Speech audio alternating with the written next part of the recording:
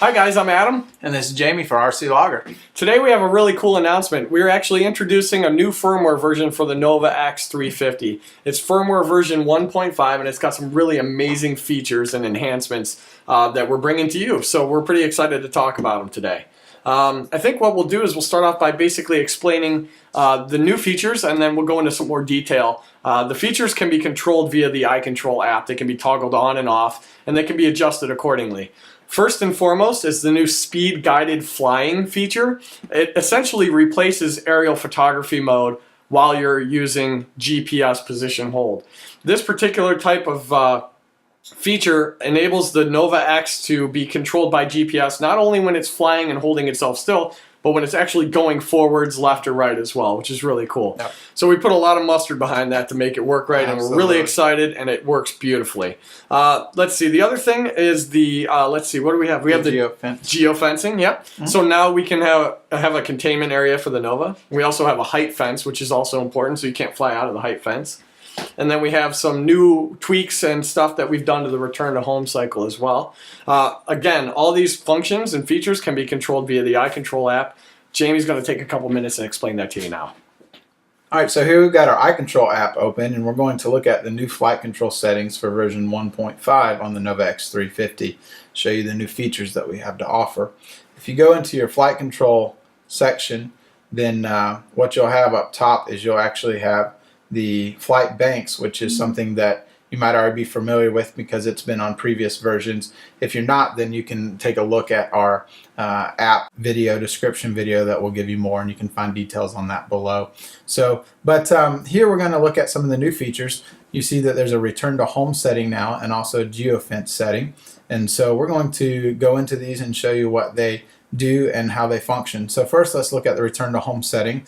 If we tap on that, then it brings up this screen here, and now you can adjust the height in meters of how high you want your NovaX to climb before it returns to home. So let's say you're flying in an area and maybe there's trees that you see that look to maybe be 30 or 40 feet, then you would want to adjust that to a higher height just to ensure that they would not come into that obstacle when you're returning home. So you can scroll through here and you can adjust what the height is you want.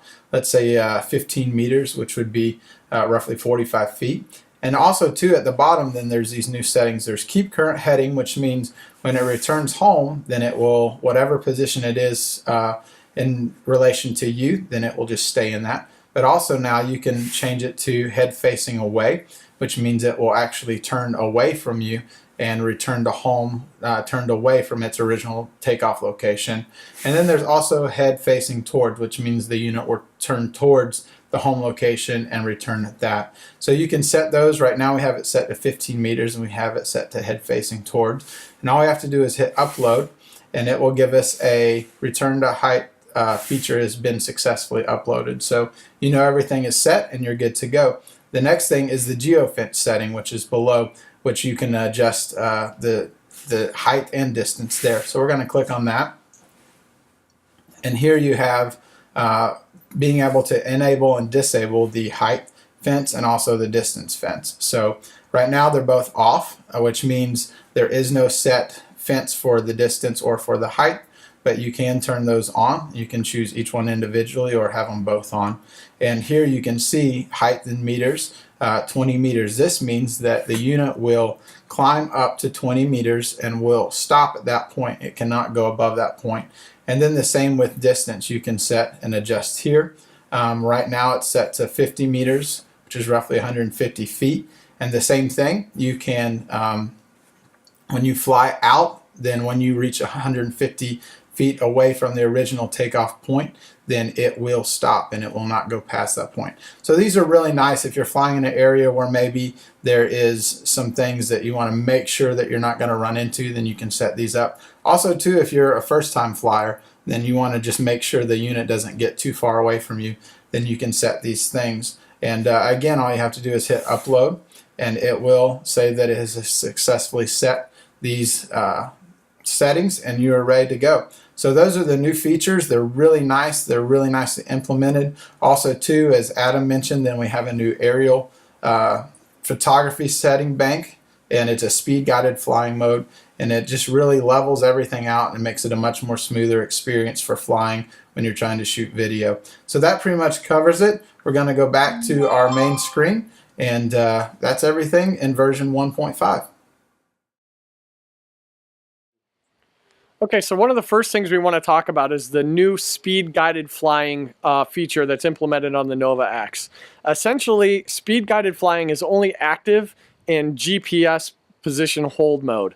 What we're going to do for starters is kind of give you an example of what that looks like and how the unit performs. Jamie, if you could go ahead and get the unit started and take it off into a hover.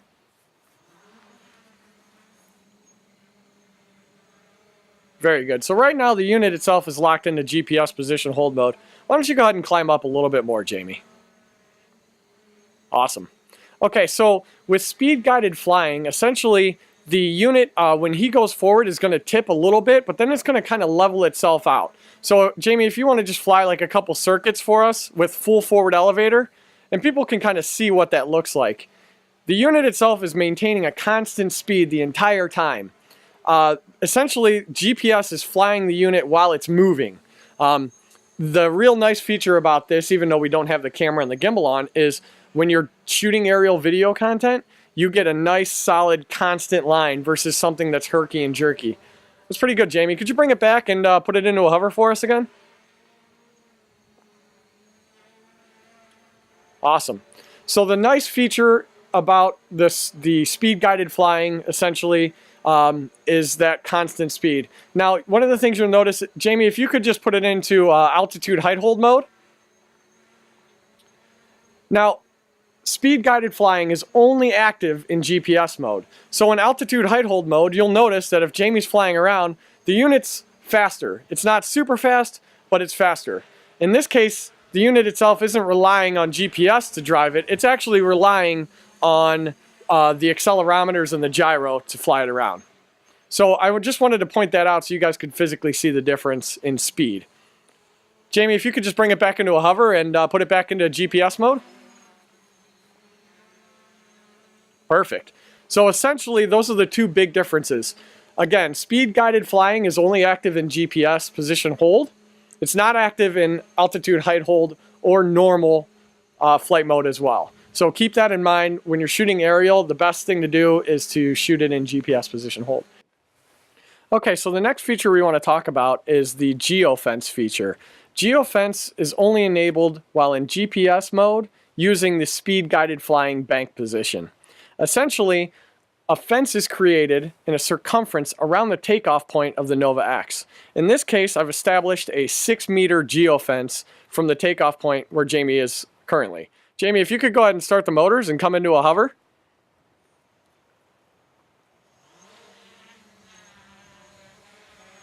And just ascend a little bit more. Keep going up. Perfect. Okay, if you can go forward and demonstrate how the unit itself stops when it hits the fence. So just hold full forward on the control stick. The unit will begin to go forward, and when it reaches the fence, it'll stop itself. Now, as much as Jamie's pushing the stick forward, the unit will not go outside of the fence. Jamie, if you can bring the unit back again. And if you can go to the right until you hit the fence, would be great. So essentially what we've done is we've created a 6-foot area, or I'm sorry, a 6-meter area that Jamie can fly in.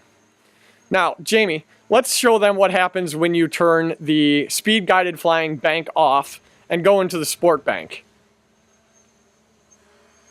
Jamie can immediately fly outside of the fence. This is okay. It's perfectly acceptable. Jamie, can you put the speed-guided flying bank back on? Now, Jamie went back into the speed-guided bank. However, the unit will not go forward anymore. The only thing he can do is bring the unit back into the geofence area that he initially established from the takeoff point. So whatever controls he gives it, it's not going to do anything unless he brings it back into that point. Go ahead and demonstrate that, Jamie. So the only thing he can do is fly it back into the fence. Once he's into the fence, he again has complete control and can fly anywhere he wants within that area. So, in short, Geofence is only enabled while using the speed guided flying in GPS mode. If you're in any other flight mode or flight bank, you can fly outside of that fence. When you're outside of the fence, you can actually flip back into the speed guided flying bank, and the only thing you can do is come back into the fence. Essentially, it's a kind of a built-in safety feature. Nice, Jamie.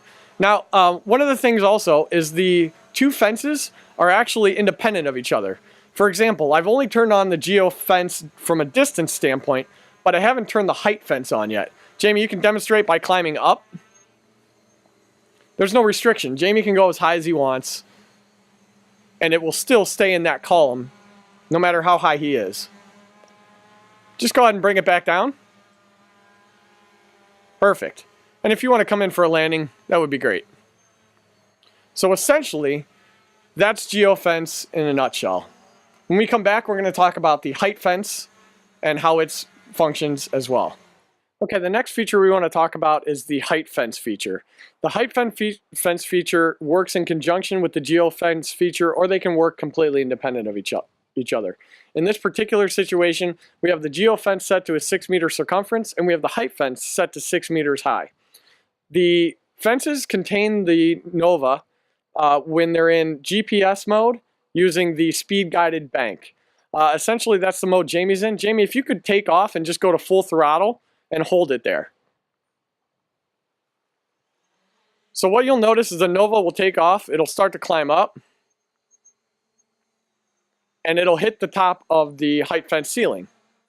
So no matter what Jamie does, if he gives it more throttle, it's not going to climb out of that fence while it's in GPS speed guided flying mode. However, if Jamie switches to normal flight mode, he can climb out of the fence. Jamie, if you could switch to normal flight mode, you'll notice he can go higher. Now switch back into GPS mode, Jamie.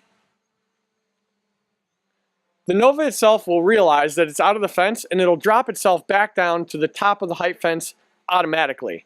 This is a nice safety feature. So if you're learning how to fly and you feel comfortable, you can fly anywhere you want within the fence as long as you're in GPS mode, speed guided flying enabled. When you get more comfortable and confident, you can switch out of the GPS mode and into normal flying mode for a little bit more of an aggressive flight. And when you get uncomfortable or something should occur, you can simply switch back into GPS mode and the unit will come down to the preset height. Essentially, that's how the Geofence and the height fence systems work on the NovaX. I think that pretty much covers the new features. I think we have one more we need to talk about, which is the return to home height features that you can now adjust and parameters you can change there. So when we come back, we're going to talk about that. One of the final features we want to show you is the return to home height adjustment features. Essentially, prior to this firmware upgrade, the return to home height was preset. Also, the heading that you could achieve with the NovaX was preset as well. In this particular case, you can use the app to set a new return to home height, which is very useful if you're around tall objects. You can set the return to home height higher. The Nova is going to go through some different stages during the return to home process. Jamie, if you could take the Nova off and fly away from you a little ways, maybe 5 or 6 meters.